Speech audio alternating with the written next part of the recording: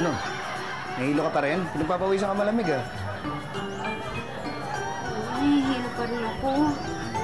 Pitoy, yung ipagtatapat ko sa'yo. Okay, sige ba? Ano kasi, Tumawag na ako sa opisina. Pag meron na tayong resulta, saka na kayo magdesisyon kung bibili natin yung property o hindi. Hoy, alam niyo bang ang daming tumitingin yan na mga buyers? Baka mamaya maunahan kayo, sayang. Bilhin niyo na. Alam mo, isa lang ang ibig sabihin yan. Ang ibig sabihin nun, hindi para sa kanila yung property na yun. Alam niyo, kung meron kayong gustong bagay, dapat ipinaglalaban niyo.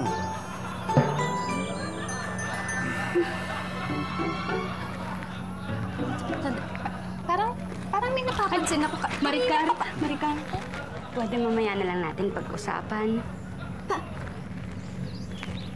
Hindi alam ni Pepito? Ano yan? Ano hindi ko alam? Yung tatawagan ko. Excuse me lang, may tatawagan lang ako. Importante lang. Sandali, ah. Sandali lang. Nanghihinayang ako dito sa property. Ang ganda eh. Ano eh, kung hindi nyo bibili nito, baka ako na lang ang bumili. Sayang eh. Okay lang ba sa inyo? Ha? Ikaw ang bahala. Kaya lang ako, yung pera ko nga pala naka-time deposit. Sayang naman kung i-withdraw ko ngayon. Sayang yung interest, hindi pa nagmamature eh.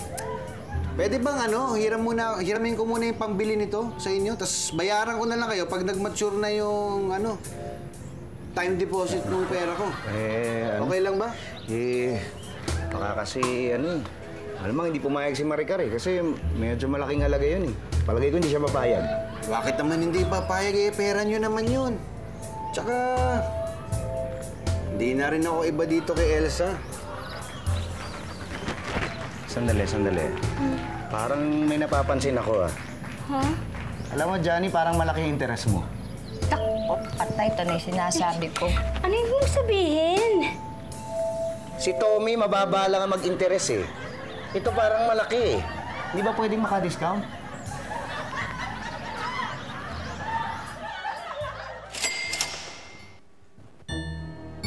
Itong si Elsa, di pa rin nagbabago.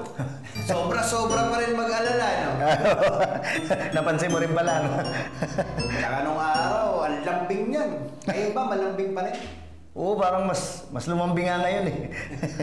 Pero ang gustong-gusto ko dyan yung pag nag-aasikaso yan, para kang bini-baby. Oo, alam mo, sobrang pambi-baby niyan. Kulang na nga lang para didiin ka ng yung para sa gatas, yung...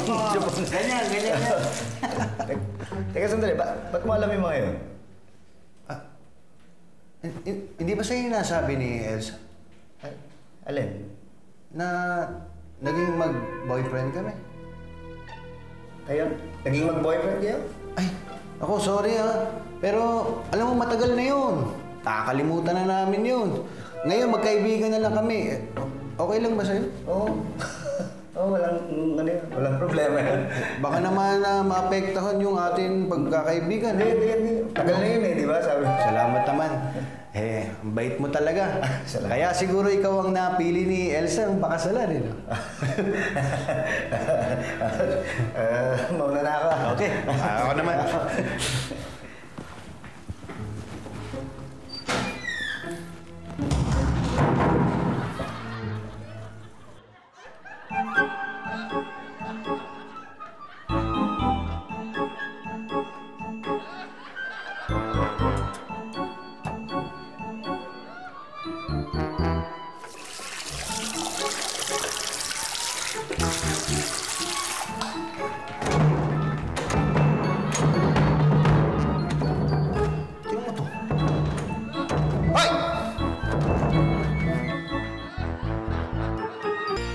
Pitoy, mag-usap tayo.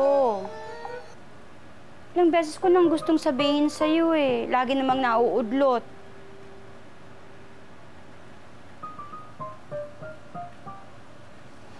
Ikaw na nga nagsabi sa akin noon pa na kapag may konting diferensya tayo, hindi tayo matutulog ng hindi nagkakaayos. Eh, bakit ngayon ayaw mo akong kausapin? Di ba sabi mo, hindi ka magagalit.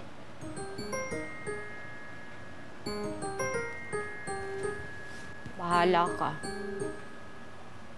Kung kaya mong matulog nang hindi tayo nagkakaayos, kaya ko rin.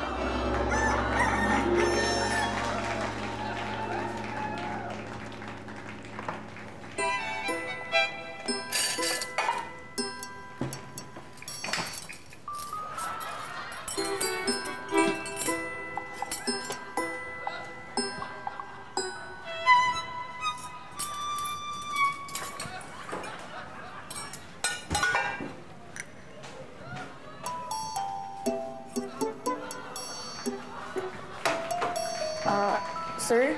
Ma'am? Ano po nangyari sa inyo? Ba't po parang nakaganyan kayo dalawa? Hindi ko alam eh. Nakatulog ako. Hindi ko pala kilala yung katabi ko. Bakit po, sir? Sino po ba yung katabi niyong natulog? Tanong mo dyan sa mom mo. Ma'am, sino po yung katabing natulog ni sir? Ewan ko, mahibig ang tulog ko kagabi. Ba't parang pareho po kayong puyat ni sir? Oo nga. Tanong mo sa sir mo, Sir, pinapatanong po ni ma'am kung bakit daw po kayo puyat kagabi. Eh paano ako makakatulog kung alam mong merong sumisira ang tiwala mo? Ma'am, pinapasabi po ni sir na paano daw kayo makakatulog kung may sumisira sa tiwala mo. sabihin mo sa sir mo, wala akong ginagawang nakakasira ng tiwala niya. Ilang beses kong sinubukang ikwento sa kanya, sabihin sa kanya, pero ano ang ginawa niya? Imbes na makinig siya, tinulugan ako. Siya lang nag-iisip na kung ano-ano. Sir? Ma'am, ang haba naman. Pwede ba magbati na lang kayo ni sir? Sabihin mo sa sir mo, dahil ako, kagabi pa ako nakikipagbati. Sir, yun naman pala eh. Nakikipagbati na pala si ma'am. Batiin niyo na. Patitiis po ba siya? Hindi. Oh.